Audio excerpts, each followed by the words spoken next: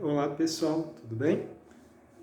Como vocês podem ver, né, no título desse vídeo, ele é um vídeo um tanto quanto polêmico, né? Se Paulo Freire era um doutrinador. Esse é um tema que há alguns anos já vem sendo discutido no Brasil e tem causado muita polêmica, muitas vezes acusando o Paulo Freire de ser o culpado, né, de todos os problemas que a gente tem na educação do Brasil. E hoje eu queria falar um pouco sobre o que ele pensava, quais eram as ideias que ele tinha, a partir do livro dele, A Pedagogia do Oprimido. Ele tem outros livros, outras ideias que eu ainda não li, ainda não tive um contato muito aprofundado. Mas eu li essa semana A Pedagogia do Oprimido e queria falar um pouco com vocês sobre o que eu vi lá. O primeiro ponto que eu queria falar é sobre a questão de Paulo Freire ser a favor de genocídios e de atrocidades e de matar pessoas simplesmente pelo prazer de matar e de se tornar um ditador. Uma das coisas que Paulo Freire fala no início do livro é que de nada adianta, né, uma revolução se você causar um outro sistema opressor. Então, para o Paulo Freire, né, como para os marxistas em geral, o sistema capitalista, o sistema atual, é um sistema opressor, porque ele mantém as desigualdades. Eles mantêm alguém com muito poder, com muito dinheiro, poucas pessoas, e a maioria sendo oprimida. Então, para ele é um sistema opressor, um sistema de dominação. Só que para ele não adianta você simplesmente pegar a massa trabalhadora, fazer a revolução e eles se tornarem o opressor. Então agora os trabalhadores vão oprimir as outras pessoas. Então ele fala principalmente desse problema, né? De que a revolução não pode causar uma nova opressão, simplesmente mudar os lugares, né? Então ele não é a favor de uma opressão. E um ponto bastante polêmico, né, que as pessoas vão dizer, é que ele é a favor da violência. Na verdade, o que Paulo Freire demonstra nesse texto é que o sistema capitalista, na visão dele, é um sistema violento justamente porque ele mantém as desigualdades. Então, ele mantém as pessoas passando fome, passando dificuldade, não tendo acesso a uma boa educação, não tendo acesso a uma saúde de qualidade. Então, esse sistema já mata muitas pessoas, principalmente, por exemplo, por não ter acesso a uma saúde de qualidade. Esse sistema já oprime as pessoas por elas não terem acesso à educação, não terem acesso a uma educação de qualidade para pensar por si mesmas, né? Então, isso seria um sistema extremamente violento na visão dele. E para ele não existe uma solução para acabar com esse sistema, a não ser derrubando esse sistema. E aí, para fazer isso, às vezes é necessário usar violência. Porque ele vai dizer o quê? Quem está dominando não vai querer abrir mão da dominação. Se eu estou lá no poder, estou dominando as outras pessoas, né? Se a minha riqueza provém da desigualdade dos outros, provém de eu deixar as outras pessoas inferiores a mim, oprimir elas, eu não vou querer que esse sistema acabe. Se esse sistema acabar, eu não vou ter mais todos os privilégios que eu tenho, todas as riquezas que eu tenho. Então é isso que o Paulo Freire vai dizer. Então, às vezes, a violência é usada para não deixar o opressor continuar oprimindo. Porque só conversar com ele, dialogar e falar que ele está oprimindo não vai resolver, né? Porque provavelmente ele sabe que ele está oprimindo as pessoas e está deixando as pessoas numa situação de miséria, de pobreza. Então ele vai dizer nesse sentido, não que ele é a favor da violência, tanto que ele deixa bem claro que ele não quer que um sistema, que a revolução cause um sistema de opressão de novo, né? Então, ao invés de ser os capitalistas, né, os proprietários dos meios de produção que oprimem, agora vão ser os trabalhadores que vão oprimir. Então ele quer que isso acabe, né? Só que quem está oprimindo não quer que isso acabe. Então por isso que às vezes ele fala que a violência pode ser usada, porque é uma violência justificada pelo objetivo, que seria de acabar com essa opressão. Eu não vou entrar em detalhes do que eu penso sobre isso, né? Eu estou aqui fazendo uma análise do livro dele. Então, essa é a ideia que ele defende sobre a questão da revolução, da opressão e tudo mais. Sobre a questão da libertação mesmo e da educação propriamente dito, né? Tem uma parte que ele fala aqui, eu vou ler uma frase dele, né? A libertação, por isto, é um parto, e um parto doloroso. O homem que nasce deste parto é um homem novo, que só é viável na e pela superação da contradição opressores oprimidos, que é a libertação de todos. Então, é só ressaltando aquilo que eu acabei de falar, né? Ele não quer que os oprimidos se tornem opressores, ele quer que os oprimidos tomem o poder para acabar com a opressão, para libertar todos, né? Porque quem está na dominação também está preso nesse sistema de opressão oprimida, ele também está mantendo um sistema que o coisifica, deixa ele de ser humano, né? Todos acabam vivendo para o mercado, para a economia, e todos acabam deixando de ser humanos nesse sentido. E eu separei mais algumas frases para a gente pensar um pouco sobre a educação para Paulo Freire, né? Então aqui a gente vai falar um pouco mais sobre a questão se ele realmente era um doutrinador, né? Então Paulo Freire defendia que a gente tem que doutrinar os alunos na sala de aula. Então, eu separei algumas frases. Primeiro é interessante pensar que ele tem um conceito de educação bancária.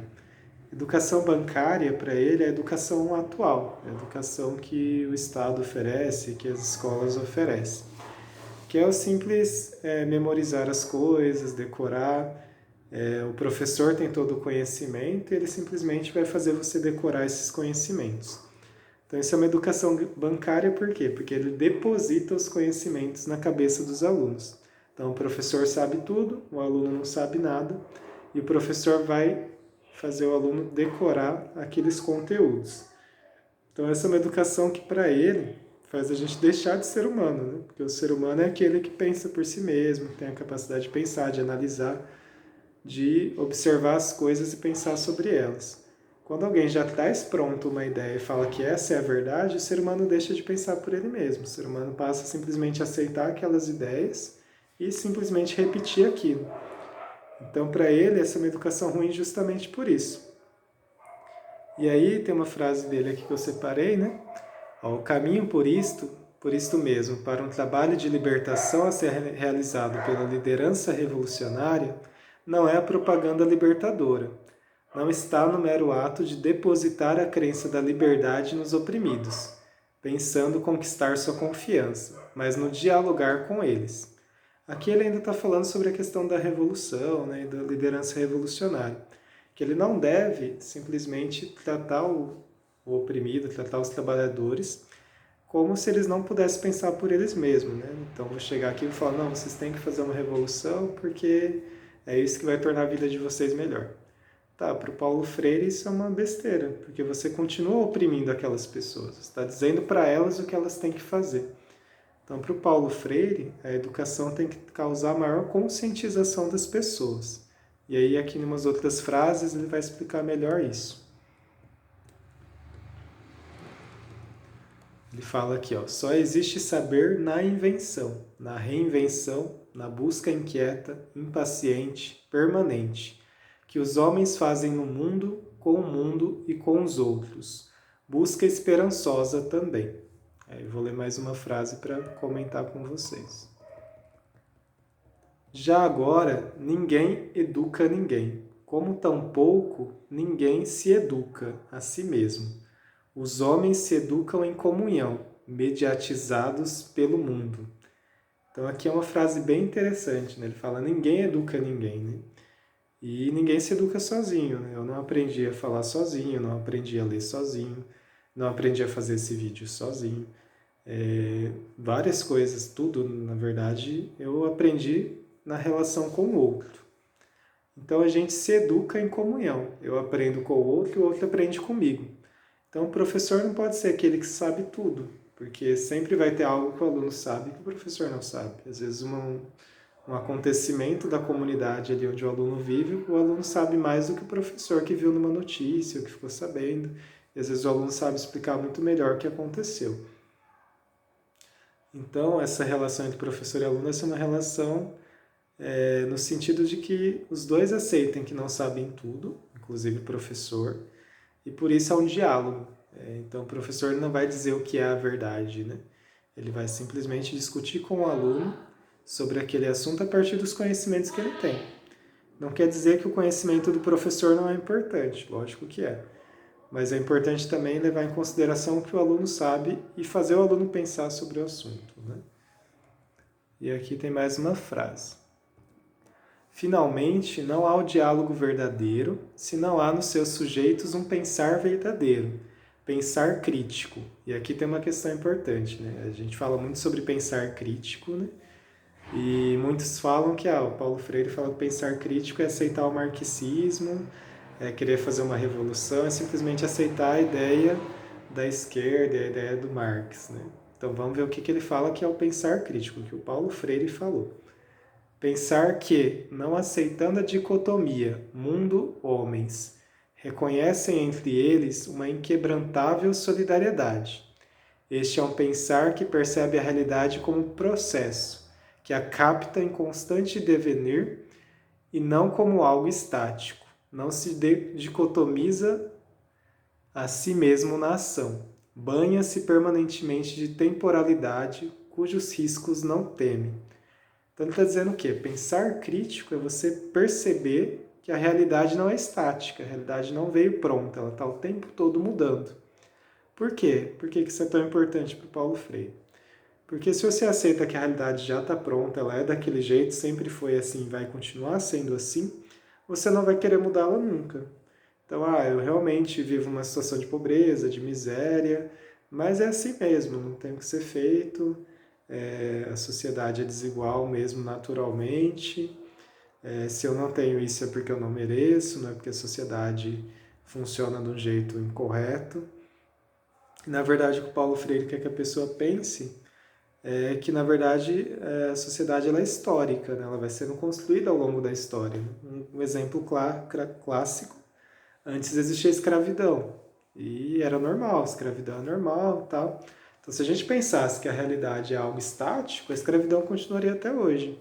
Porque sempre teve escravidão, escravidão é assim mesmo, é normal que algumas pessoas sejam escravizadas e outras não, porque é assim que a sociedade funciona. Na verdade, o que Paulo Freire quer que a pessoa pense, não, a sociedade funciona assim porque nós humanos decidimos que ela funciona assim. Agora, resta a gente pensar junto se essa sociedade deve funcionar desse jeito mesmo, se faz sentido ela funcionar desse jeito. E aí sim, valorizar a experiência do aluno, a experiência do professor, a experiência de todos, para pensar sobre qualquer assunto. Então, eu vou dar uma aula de filosofia sobre as ideias de Platão. Eu não posso simplesmente falar, essas são as ideias de Platão, essas ideias estão certas e pronto, acabou. Não, eu tenho que discutir com esse aluno essas ideias, quando que elas foram construídas, por que elas foram construídas, quais são os pontos que talvez ela fale, quais são os pontos que ela fala a verdade, e realmente levar uma discussão, um pensamento crítico, né? Então não interessa para mim o aluno só decorar as ideias do Platão, interessa ele saber o porquê o Platão pensou daquele jeito, quais os argumentos que o Platão usou e quais os argumentos contra ele, o que pode ser pensado além daquilo, para que o aluno consiga pensar por ele mesmo sobre as ideias do Platão. Então não é importante para mim que ele só decore, o Platão prega o mundo das ideias, que existe um mundo além desse, que esse mundo é só aparência, eu preciso que ele entenda os argumentos que Platão usou para criar essa ideia e os argumentos que criticam e tal, e ele mesmo pensar sobre esses dois e criar novos argumentos e discutir sobre esses argumentos, para que o aluno pense por ele mesmo, para que ele chegue numa resposta sobre a ideia do Platão. Então pode ser que a resposta dele seja diferente da minha, pode ser que eu acho que Platão estava certo em um ponto e o aluno chegue à conclusão que não. O importante é que ele pense e argumente sobre isso, e tenha argumentos sólidos sobre isso, né? Então ensinar o aluno a pensar, e não só a decorar coisas, né? E por último aqui, a última parte que eu separei para ler. Nosso papel não é falar ao povo sobre a nossa visão do mundo, ou tentar impô-la a ele, mas dialogar com ele sobre a sua e a nossa. Temos de estar convencidos de que a sua visão do mundo, que se manifesta nas várias formas de sua ação, reflete a sua situação no mundo, em que se constitui. A ação educativa e política não pode prescindir do conhecimento crítico dessa situação, sob pena de se fazer bancária ou de pregar no deserto. Então aqui ele fala algo muito importante, né? O nosso papel não é falar sobre a nossa visão de mundo, né? Então, vou voltar, por exemplo, do Platão. Não vou lá dar aula do Platão dizendo o que eu penso sobre o Platão. Eu não posso dar a minha visão de mundo como pronta e certa. Eu vou, na verdade, dialogar sobre a minha visão e a visão do aluno. Isso sobre qualquer assunto, né? Então, o importante é fazer o aluno pensar, refletir por ele mesmo. É ele ter uma capacidade de pensar. Porque para o Paulo Freire, o maior problema da educação é você simplesmente fazer o aluno aceitar ideias prontas. Se ele entender o porquê daquelas ideias, como que elas foram construídas, aonde ela foi construída, qual o interesse daquelas ideias e tudo mais. E aqui fica muito claro que o Paulo Freire não quer doutrinar os alunos, né? Ele quer justamente trazer os alunos para falar, para discutir, para pensar, para que o aluno tenha a sua própria resposta. Tanto que eu diria que se o Paulo Freire realmente seguisse isso aqui, ele jamais iria obrigar algum aluno a ser marxista, a ser de esquerda. Não é esse o objetivo dele. O objetivo dele é fazer o aluno refletir sobre a realidade dele, a realidade do mundo, e pensar sobre como ele se encaixa nessa sociedade e fazer ele entender que a sociedade pode mudar. A sociedade nunca foi igual e ele tem um papel ativo nisso, né? Então, o aluno faz parte, ele vai ser um cidadão um dia, né? Ele já é um cidadão, né? Ele já faz parte da sociedade. E as atitudes dele podem mudar a sociedade para melhor ou para pior, pode manter a sociedade como ela está. Independente de qual ideia ele aceite, o importante é ele perceber essa participação dele no mundo e entender o mundo a partir de um pensamento crítico, um pensamento racional. Então não é só aceitar as ideias prontas, né, mas pensar por ele mesmo. Por isso que Paulo Freire não pode ser um doutrinador, porque ele não pode chegar, de acordo com a teoria dele mesmo, ele não pode chegar lá na escola e pregar o marxismo, e pregar a revolução e falar que os alunos têm que fazer. O que ele quer, na verdade, é fazer os alunos pensarem sobre a realidade que ele vive. E aí, a partir disso, nessa relação, nessa conversa, pensar soluções para transformar o mundo, que poderia talvez não ser a solução que Paulo Freire gostaria de ouvir. Pode ser que numa discussão com o aluno, numa conversa em sala de aula, a resposta seja outra, né? E aí, teoricamente, teria que ser tudo bem, porque ele está pregando uma maior conscientização do aluno sobre os problemas da sociedade. Então, por exemplo, negar a desigualdade social é algo que não faz sentido, né? A desigualdade, ela é visível. Agora, qual a solução para a desigualdade social? Essa é uma coisa que cabe discussão, cabe diálogo, cabe argumentação. E isso não pode ser imposto para o aluno, mas a realidade da desigualdade social é o que deve ser discutido, né? Então, negar a desigualdade social seria algo muito complicado. E aí, talvez entender o porquê que esse aluno nega a realidade social seria algo interessante, a desigualdade social. Mas não obrigá-lo a pensar igual a mim. Então, pensar sobre a questão da meritocracia. Será que realmente as pessoas que são mais ricas, mais poderosas, estão lá porque mereceram, porque se esforçaram para isso? Ou será também tem várias pessoas que se esforçaram e não conseguiram chegar lá? Então, são discussões que cabem numa sala de aula, numa aula, e que nunca pode ser a resposta do professor. E aí eu acho que fica bem claro que Paulo Freire não quer doutrinar, ele quer que o aluno pense por si mesmo. Então, em qualquer aula que eu for dar, é importante explicar o contexto histórico, é importante explicar todas as situações ali envolvidas.